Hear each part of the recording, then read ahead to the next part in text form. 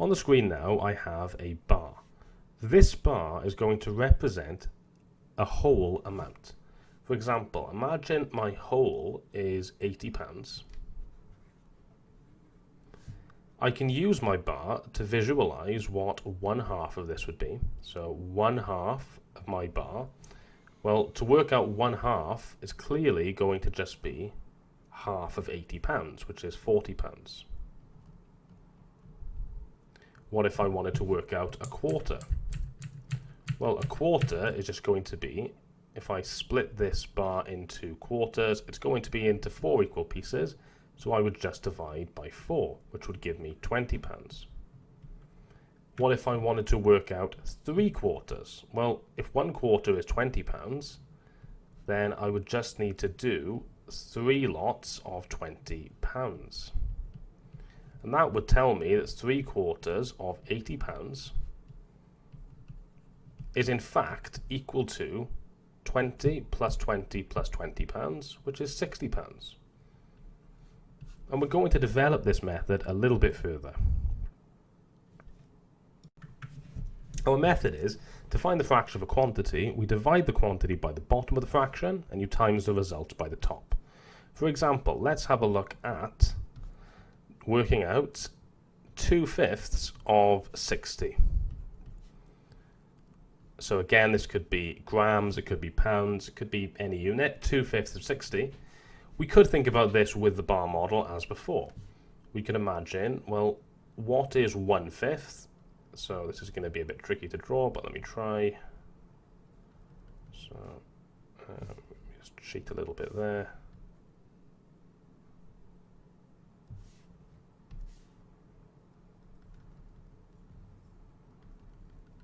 There we go.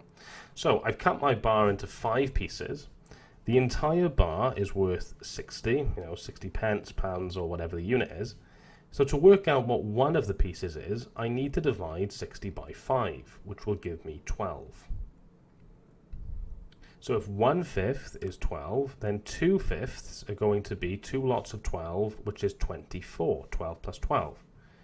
But we can also just use the method that I've written at the top, which is that we divide 60 by 5. 60 divided by 5 is 12.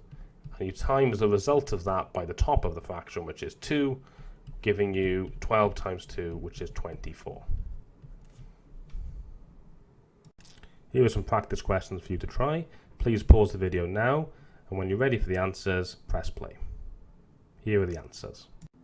You should have 18 pounds, 27 grams, and then 28 millilitres. Here are some trickier questions for us to think about. In this example, 1/3 of an amount is 16, and we want to work out what the original amount was. I've drawn a picture with 3 equal blocks. So I can say I've got 3 equal blocks, and they represent 1/3 of a whole. So altogether, those 3 blocks make one whole.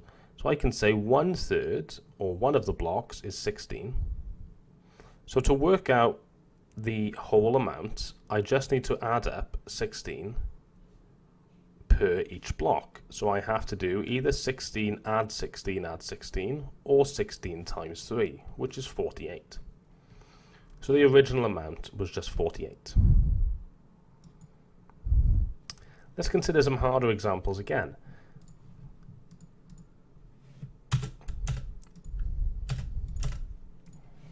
These would be called reverse or inverse questions. 2/3 of class 8B1 contains 22 pupils. How many pupils are in 8B1? So I'm going to draw my bar model as before. And this time I'm interested in 2/3, but I'm not interested in working out 2/3 of 22. I'm saying 2/3 is 22. 2/3 of how many pupils are in the class is worth 22. So I can shade in 2/3 and say that that 2/3 is worth 22 pupils. So what is 1/3? Well, 1/3 is going to be half of this, because if I have 2/3, half of it's 1/3. So one of those thirds is 11 pupils. And what I want is the whole. I want to work out what the whole is worth. but there are 3 thirds in one whole. So if 1/3 is worth 11, the entire whole class is worth 11 times 3, which is 33. So there are 33 pupils in the class. Total. Question 2. 4/5 of Ron's book collection contains 200 books. How many books does he own in total? Well, he has 200 books, and that's 4/5 of... No, he doesn't have 200 books. In the second question, 4/5 of Ron's book collection contains 200 books. How many books does he own in total? Well, his collection is made up of fifths, so he has... His whole collection is made up of 5 equal parts. 4 of those parts is worth 200 books. So, what is one of those parts equal to? I just need to do 200 divided by 4, which is going to be 50. But his whole collection is made up of 5 parts. So to work out how many books he has in total, I need to do 50 times 5, which is 250. You might have noticed that to do these reverse questions, we've divided by the top and times by the bottom. But it's important that we do it by thinking about it, rather than just doing it automatically. For 3, 7/9 of Kelly's calculator collection is comprised of 14 calculators, so it just means there's 14 calculators in 7/9 of her collection. So how many calculators does she have in total? So I'm going to imagine my bar split up into ninths.